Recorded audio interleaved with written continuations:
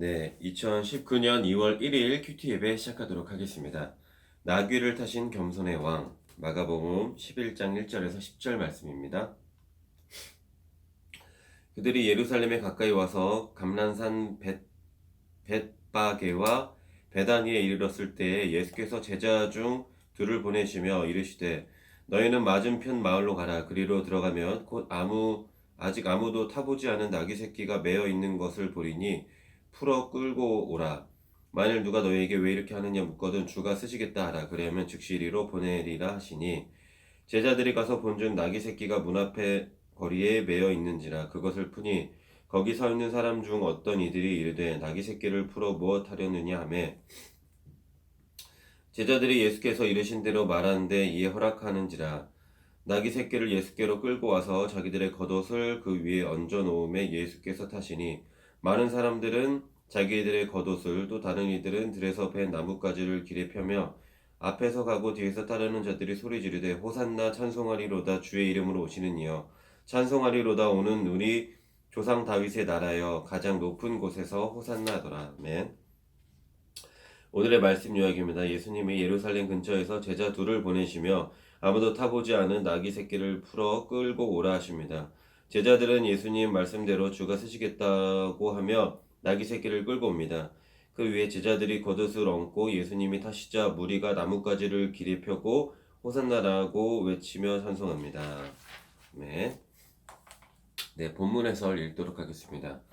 주님을 위해 준비된 나귀 새끼. 하나님 아들 예수님은 만물의 주인이십니다. 예루살렘에 가까이 오신 예수님은 제자 둘을 보내시며 맞은편 마을에 있는 나귀 새끼를 끌고 오게 하십니다. 그 모든 과정이 예수님이 일러주신 대로 성취된 것은 그분의 전지전능하신 신적 권위를 잘 보여줍니다. 주, 헬, 퀴리오스가 쓰시겠다라는 표현 또한 만물에 대한 왕의 권위를 나타냅니다. 우리가 가진 것은 모두 주님께 속한 것이며 우리는 단지 청지기일 뿐입니다. 주님이 쓰시겠다 말씀하실 때 기쁜 마음으로 즉시 순종하는 것이 청지기의 자세입니다. 나귀 새끼 주인은 주가 쓰시겠다라는 한마디 어떻게 반응하나요?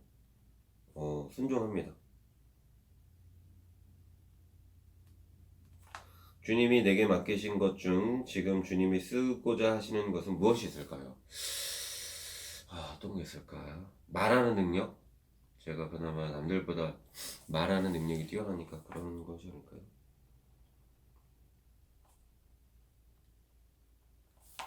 겸손하신 왕. 예수님은 겸손과 평화의 왕이십니다. 예수님이 나귀 새끼를 타고 예루살렘에 입성하심은 예언이 성취된 것입니다.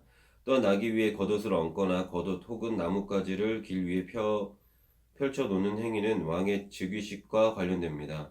당시 왕들은 나귀보다 몸짓이 큰 노새를 탔고 나귀는 주로 평민이 탔습니다. 그러므로 나귀 새끼를 탄다는 것은 예수님이 과시하기 좋아하는 교만한 왕이 아니라 겸손히 섬기는 왕임을 보여줍니다. 누구든지 크고자 하는 자는 섬기는 종이 되어야 한다고 말씀하신 본을 몸소 보이신 것입니다. 환호하는 무리는 예수님이 다윗 왕국의 번영을 재현할 것이라 기대했지만 예수님은 정치적 메시아가 아니라 자기 목숨을 많은 사람의 대속물로 내주는 왕으로 오셨습니다. 영광이 아닌 고난의 십자가를 통한 하나님 나라 회복, 이것이 메시아의 사명입니다. 네. 예수님이 나귀 새끼를 타신 것은 어떤 의미가 있나요? 겸손의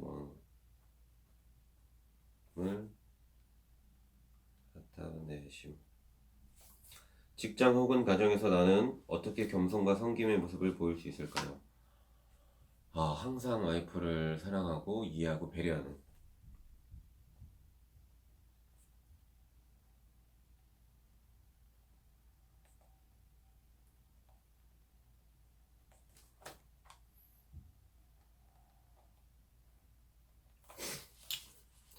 오늘의 기도 드리도록 하겠습니다. 하나님, 예수님을 닮은 겸손과 섬김이 제 삶의 구체적인 행동으로 나타나게 도우소서. 제가 누리는 모든 소유가 주님이 선물로 주신 것들임을 고백합니다. 주님이 쓰시겠다고 하실 때 언제든지 무엇이든 기꺼이 내어드릴 수 있는 순종과 헌신의 사람이 꼭 되게 하소서. 아멘. 네, 묵상 에세이 읽고 마치도록 하겠습니다. 풀어주시는 은혜. 마하나임 하나님의 군사 김동호님의 글입니다. 동안교회와 높은 뜻 승희교회를 섬기던 시절 아주 신실하시고 매사에 꼼꼼하신 집사님 한 분이 계셨다. 그 집사님은 교회 사무장 취임을 앞두고 있었다. 그런데 그분이 위험에 걸렸다. 입원 전에 그 집사님을 신방하려는데 수술을 앞둔 환자 신방 때에는 보통 잘 전하지 않는 말씀을 그날 하나님이 내게 주셨다. 예수님이 예루살렘에 입성하실 때 제자들에게 나귀를 풀어 오라고 명하셨다. 제자들이 망설이자 예수님은 주가 쓰시겠다 하라. 그리하면 즉시 보내리라 라고 말씀하셨다. 제자들은 예수님 말씀대로 해서 묶여있던 나귀를 풀어올 수 있었다. 신방 전에 이 말씀을 묵상하면서 주가 쓰실 때 묶인 것을 풀어주신다는 사실을 깨달았다. 그 자리에서 주님께 엎드려 기도하는데 확신이 들었다. 그래서 그 집사님 댁에 방문해 예배하면서 확신 가운데 말씀을 전하며 집사님에게 권면했다. 오직 주를 위해 집사님 인생을 쓰시겠다 서원하세요. 그 집사님은 눈물 콧물 다 쏟으며 기도하셨다. 그 후 위를 거의 다 절제하는 중한 수술을 받으셨으나 잘 회복되어 현재 20년이 넘도록 재발 없이 건강하게 주님을 위해 헌신하고 계신다. 이 사건을 통해 나는 인생의 중요한 원리 한 가지를 발견하고 깨달을 수 있었다. 그것은 주를 위해 쓰면 풀린다는 사실이다. 아멘. 오늘도 저희는 항상 주를 위해 쓰임을 받는 그런 사람이 되기를 기도하면서 승리하시는 삶 살기를 기도하겠습니다. 샬롬.